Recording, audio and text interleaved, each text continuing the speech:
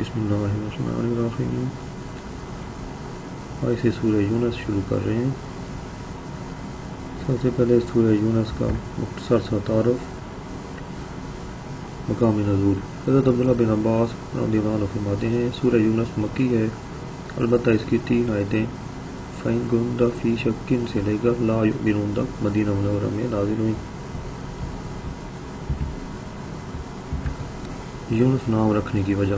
اس صورت کی آیت نمبر 98 میں اللہ تعالیٰ کے نبی حضرت یونس علیہ السلام کی قوم کا واقعہ بیان کیا گیا ہے کہ جب انہیں حضرت یونس علیہ السلام نے عذاب کی وعید سنائی اور خود وہاں سے تشریف لے گئے تو ان کے جانے کے بعد عذاب کے آثار دیکھ کر وہ لوگ ایمان لے آئے اور انہوں نے سچے دل سے توبہ کی تو ان سے عذاب اٹھا لیا گیا. اس واقعے کی مناسبت سے اس صورت کا نام سورہ یونس رکھا گیا. حضرت عبداللہ بن عمر رضی اللہ عنہ فرماتے ہیں ایک شخص نے بارگاہ رسالت صلی اللہ علیہ وسلم میں حاضر ہو کر عرض کی یا رسول اللہ صلی اللہ علیہ وسلم مجھے قرآن سکھا دیجیے. ارشاد فرمایا الف لام را سے شروع ہونے والی 3 صورتیں پڑھ لو. اس نے عرض کی میری عمر بہت ہو چکی ہے، میرا دل سخت ہو گیا اور زبان موٹی ہو گئی ہے. ارشاد فرمایا تو حامیم سے شروع ہونے والی 3 صورتیں پڑھ لو. اس نے پھر وہی عرض کی تو حضور صلی اللہ علیہ وسلم نے ارشاد فرمایا کہ مسبحات یعنی تسبیح سے شروع ہونے والی صورتوں میں سے 3 صورتیں پڑھ لو. اس نے پھر وہی عذر پیش کیا اور عرض کی یا رسول اللہ صلی اللہ علیہ وسلم مجھے کوئی جامع صورت سکھا دیجیے. رسول اللہ صلی اللہ علیہ وسلم نے اسے اذا زلزلت الارض والی صورت سکھا دی. اس سے فارغ ہونے کے بعد اس شخص نے عرض کی اس ذات کی قسم جس نے حق کے ساتھ آپ کو مبعوث فرمایا میں کبھی اس پر اضافہ نہیں کروں گا. اس کے چلے جانے کے بعد حضور صلی اللہ علیہ وسلم نے 2 مرتبہ ارشاد فرمایا یہ چھوٹا سا آدمی نجات پا گیا. اعوذ باللہ من الشیطان الرجیم بسم اللہ الرحمن الرحیم. الف لام را تلک آیات الکتاب الحکیم. ترجمہ یہ حکمت والی کتاب کی آیتیں ہیں. الف لام را یہ حروف مقطعات میں سے ہے، اس کی مراد اللہ تعالیٰ بہتر جانتا ہے. فرمایا یہ حکمت والی کتاب کی آیتیں ہیں. ایک قول یہ ہے کہ اس آیت میں ان آیات کی طرف اشارہ ہے جو اس صورت میں موجود ہیں. معنی یہ ہے کہ حبیب صلی اللہ علیہ وسلم یہ آیات قرآن ہی کی آیات ہیں جو آپ پر نازل کیا گیا. دوسرا قول یہ ہے کہ اس سے قرآن پاک کی ان آیات کی طرف اشارہ ہے جو اس صورت سے پہلے ذکر ہوئی اور معنی یہ ہے کہ وہ آیات حکمت والی کتاب کی آیتیں ہیں. وَكَانَ لِلنَّاسِ عَجَبًا أَنْ أَوْحَيْنَا إِلَىٰ رَجُلٍ مِّنْهُمْ أَنْ أَنذِرِ النَّاسَ وَبَشِّرِ الَّذِينَ آمَنُوا أَنَّ لَهُمْ قَدَمَ صِدْقٍ عِندَ رَبِّهِمْ قَالَ الْكَافِرُونَ إِنَّ هَٰذَا لَسَاحِرٌ مُّبِينٌ. ترجمہ کیا لوگوں کو اس بات پر تعجب ہے کہ ہم نے ان میں سے ایک مرد کی طرف یہ وحی بھیجی کہ لوگوں کو ڈر سناؤ اور ایمان والوں کو خوشخبری دو کہ ان کے لیے ان کے رب کے پاس سچ کا مقام ہے. کافروں نے کہا بے شک یہ تو کھلا جادوگر ہے. حضرت عبداللہ بن عباس رضی اللہ عنہ فرماتے ہیں کہ جب اللہ تعالیٰ نے رسول کریم صلی اللہ علیہ وسلم کو رسالت سے مشرف فرمایا اور آپ نے اس کا اظہار کیا تو عرب میں رہنے والے لوگ منکر ہو گئے. ان میں سے بعضوں نے یہ کہا کہ اللہ تعالیٰ اس سے برتر ہے کہ کسی بشر کو رسول بنائے. اس پر یہ آیات نازل ہوئی. فرمایا قدم صدق یعنی سچ کا مقام. قدم سے اس کی جگہ یعنی مقام مراد ہے.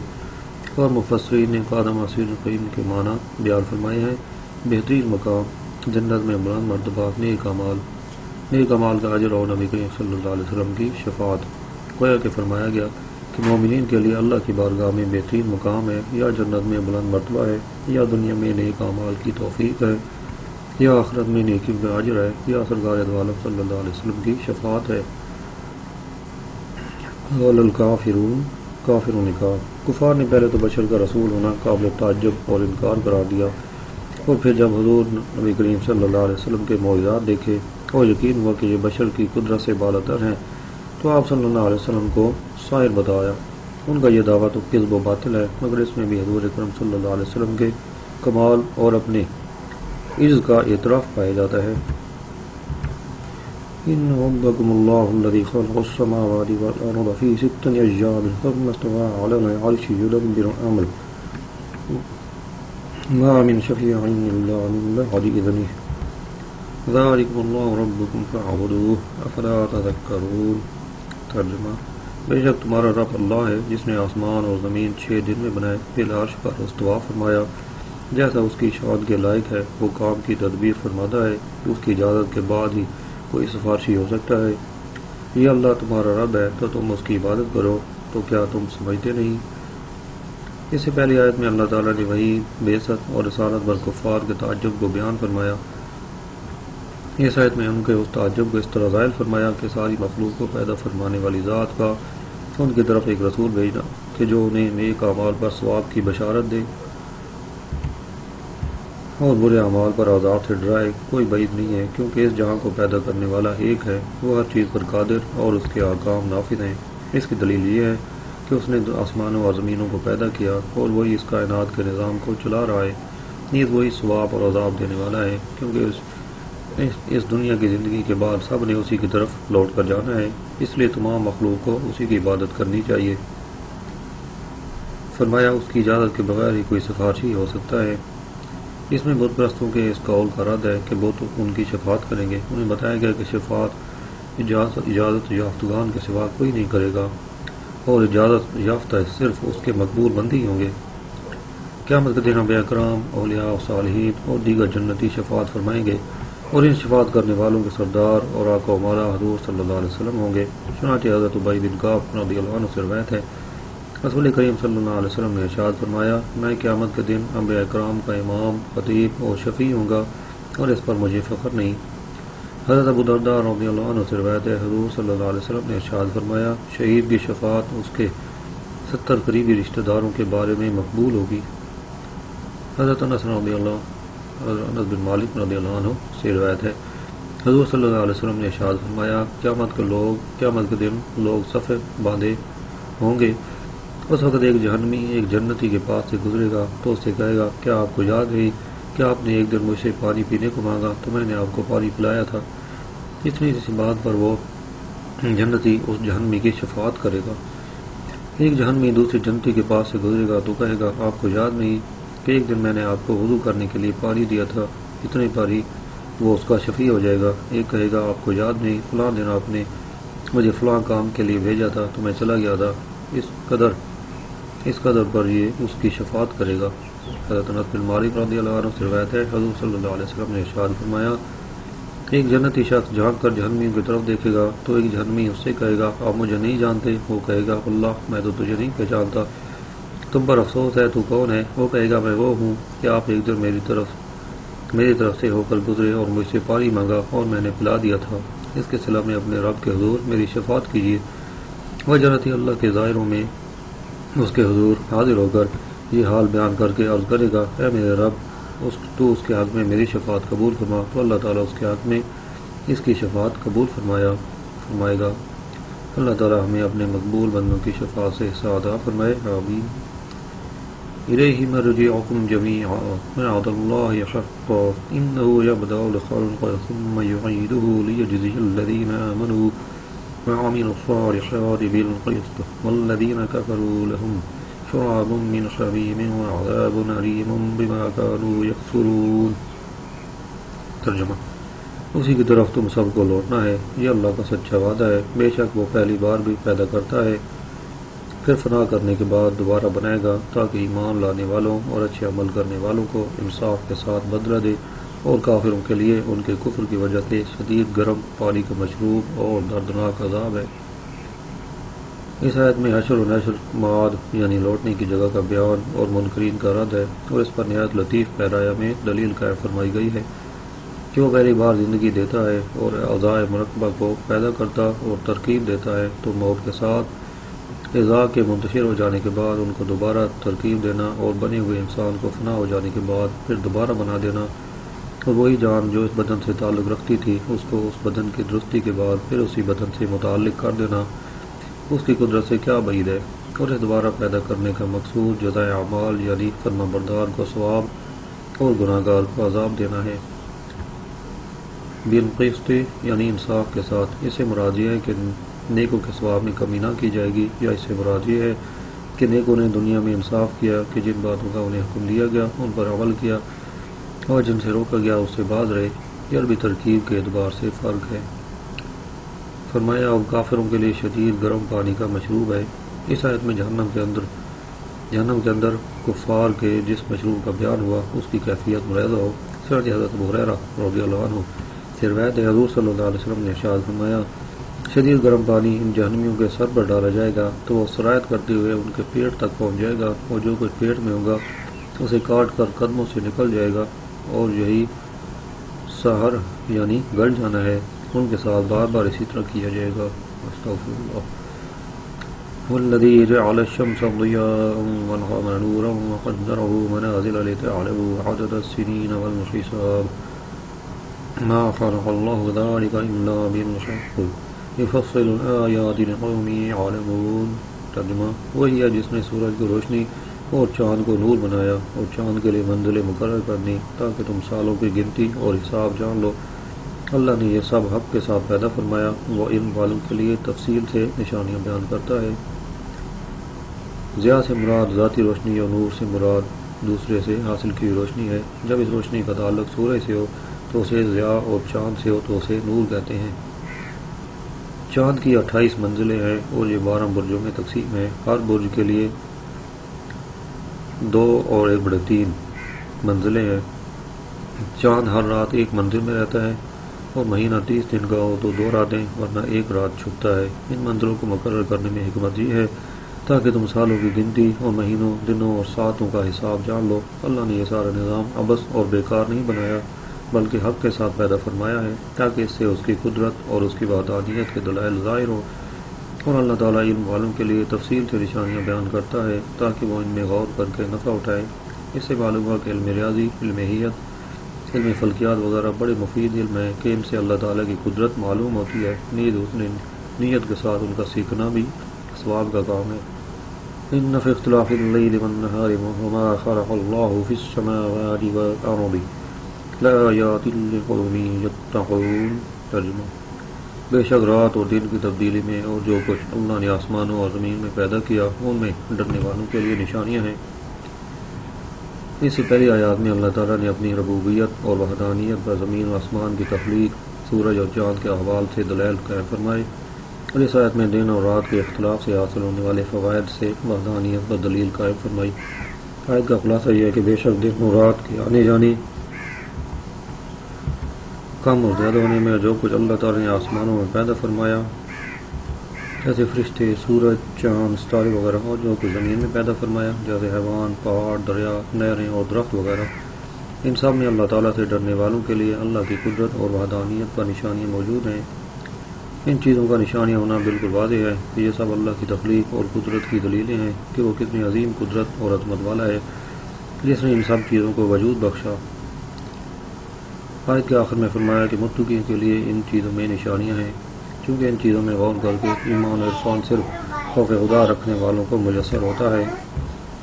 بہت سے کافر یہ چیزیں دیکھ کر سرکش ہو جاتی ہیں، جیسے کہ آج کے اکثر سائنسدانوں نے سائنس میں ترقی کر کے خدا کا انکار کر دیا۔ ان الذين لا يرجون لقاءنا ورضوا بالحياة الدنيا واطمأنوا بها والذين هم عن آياتنا غافلون أولئك مأواهم النار بما كانوا يكسبون۔ ترجمہ، بے شک وہ لوگ جو ہم سے ملنے کی امید نہیں رکھتے اور دنیا کی زندگی پسند کر بیٹھے ہیں اور اس پر مطمئن ہو گئے ہیں، اور وہ جو ہماری آیتوں سے غافل ہیں، ان لوگوں کا ٹھکانہ ان کے اعمال کے بدلے میں دوزخ ہے۔ ان آیات میں پہلے ان لوگوں کا ذکر کیا گیا ہے کہ جو حشر یعنی مرنے کے بعد اٹھنے پر ایمان نہیں لاتے، اور اس کے بعد حشر پر ایمان لانے والوں کا ذکر ہے۔ اس آیت میں حشر پر ایمان نہ لانے والوں کی 4 صفات بیان کی گئی ہیں۔ نمبر 1 ہے وہ لوگ اللہ تعالیٰ سے ملنے کی امید نہیں رکھتے۔ مفسرین نے اس آیت میں امید کے 2 معنی بیان کیے ہیں۔ ایک تو خوف، اس صورت میں آیت کا معنی یہ ہے کہ وہ لوگ جو قیامت کے دن ہم سے ملنے کا خوف نہیں رکھتے تو وہ ثواب اور عذاب کو جھٹلا رہے ہیں۔ اور دوسرا ہے طمع، اس صورت میں آیت کا معنی یہ ہے کہ وہ دنیا بھر مطمئن ہو بیٹھے اور اللہ تعالیٰ کے ثواب کی طمع نہیں رکھتے۔ نمبر 2 ہے دنیا کی زندگی پسند کر بیٹھے ہیں، یعنی انہوں نے آخرت کے مقابلے میں دنیا کی زندگی کو پسند کر لیا، اس تھوڑی سی اور فانی کو بہت زیادہ اور باقی رہنے والی پر ترجیح دے دی ہے۔ نمبر 3 ہے اس پر مطمئن ہو گئے ہیں۔ کفار کا یہ قلبی اطمینان دنیا اور اس کی لذتوں کی طرف میلان کی وجہ سے ہے۔ اسی لیے ان کے دلوں سے ڈر اور خوف نکل گیا، اور جب اللہ تعالیٰ سے ڈرنے اور اس کے عذاب کا خوف دلانے والی باتیں سنتے ہیں تو ان کے دل اس طرف مائل ہی نہیں ہوتے۔ نمبر 4 ہے وہ اللہ تعالیٰ کی آیتوں سے غافل ہے۔ حضرت عبداللہ بن عباس رضی اللہ عنہ سے مروی ہے کہ جہاں آیات سے تاجدار رسالت صلی اللہ علیہ وسلم کی ذات پاک اور قرآن شریف مراد ہے، اور غفلت کرنے سے مراد ان سے اعراض کرنا ہے۔ یہاں آیت مبارکہ میں کفار کے اعتقاد کے اعتبار سے یہ احوال بیان فرمائے گئے ہیں، لیکن عملی طور پر مسلمان بھی ان میں سے بہت سی چیزوں میں ملوث ہیں، جیسا کہ دلوں سے قیامت کے حساب کتاب اور عذاب الہی کا خوف نکل جانا، دنیا کی زندگی کو ہی پسند کرنا اور اسی کے لیے کوشش کرنا اور اسی پر مطمئن ہو کر بیٹھ جانا، قرآن اور احکامات الہیہ سے غفلت، دلوں کا سخت ہونا، شدید وعیدیں سن کر بھی گناہوں سے باز نہ آنا، یہ سب چیزیں ہمارے اندر اس آیت کی روشنی میں افعال کفار کا عکس نہیں دکھا رہی تو اور کیا ہے۔ فرمایا ان لوگوں کا ٹھکانہ دوزخ ہے، یعنی ان لوگوں کے کفر، تکذیب اور خبیث اعمال کے بدلے میں ان کا ٹھکانہ دوزخ ہے۔ ان الذين آمنوا وعملوا الصالحات يهديهم ربهم بإيمانهم تجري من تحتهم الأنهار في جنات النعيم۔ ترجمہ: بے شک وہ لوگ جو ایمان لائے اور انہوں نے اچھے اعمال کیے، ان کا رب ان کے ایمان کے سبب ان کی رہنمائی فرمائے گا، ان کے نیچے نہریں بہتی ہوں گی، وہ ان نعمتوں کے باغوں میں ہوں گے۔ حضرت قتادہ رضی اللہ عنہ اس آیت کی تفسیر میں فرماتے ہیں کہ مومن جب اپنی قبر سے نکلے گا تو اس کا عمل خوبصورت شکل میں اس کے سامنے آئے گا۔ یہ شخص کہے گا تو کون ہے؟ وہ کہے گا میں تیرا عمل ہوں، اور اس کے لیے نور ہوگا اور جنت تک پہنچائے گا، اور کافر کا معاملہ برعکس ہوگا کہ اس کا عمل بری شکل میں نمودار ہو کر اسے جہنم میں پہنچائے گا۔ سبحان اللہ، کتنی پیاری فضیلت ہے کہ مومنین کی جنت کی طرف رہنمائی اللہ کی جانب سے ہوگی، وہ جنت میں جائیں گے اور ہمیشہ کے لیے رہیں گے، اور ان کے محلات کے نیچے دودھ، شہد، شراب طہور اور خالص پانی کی نہریں جاری ہوں گی۔ دعواهم فيها سبحانك اللهم وتحيتهم فيها سلام وآخر دعواهم أن الحمد لله رب العالمين۔ ترجمہ: ان کی دعا اس میں یہ ہوگی کہ اللہ تو پاک ہے، اور جنت میں ان کی ملاقات کا پہلا بول سلام ہوگا، اور ان کی دعا کا خاتمہ یہ ہے کہ تمام تعریفیں اس اللہ کے لیے ہیں جو تمام جہانوں کا پالنے والا ہے۔ یعنی اہل جنت اللہ تعالیٰ کی تسبیح، تحمید، تقدیس میں مشغول رہیں گے، اور اس کے ذکر سے انہیں فرحت و سرور اور انتہا درجہ کی لذت حاصل ہوگی۔ سبحان اللہ۔ حضرت جابر بن عبداللہ رضی اللہ عنہ سے روایت ہے، نبی کریم صلی اللہ علیہ وسلم نے ارشاد فرمایا، جنتی لوگ جنت میں کھائیں گے اور پیئیں گے، اس میں تھوکیں گے، نہ پیشاب کریں گے، رفع حاجت کریں گے اور نہ ناک صاف کریں گے۔ صحابہ کرام نے عرض کی، پھر ان کا کھانا کہاں جائے گا؟ ارشاد فرمایا، ایک ڈکار آئے گی اور پسینہ مشک کی طرح ہوگا، انہیں تسبیح اور حمد کا اس طرح الہام ہوگا جیسے سانس آتا جاتا ہے۔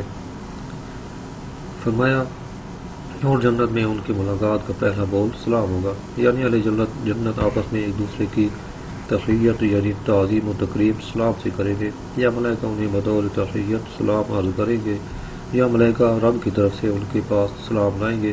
معلوم ہوا کہ بوقت ملاقات سلام کرنا اور بوقت رخصت حمد الہی کرنا جنتی لوگوں کا مشغلہ ہے۔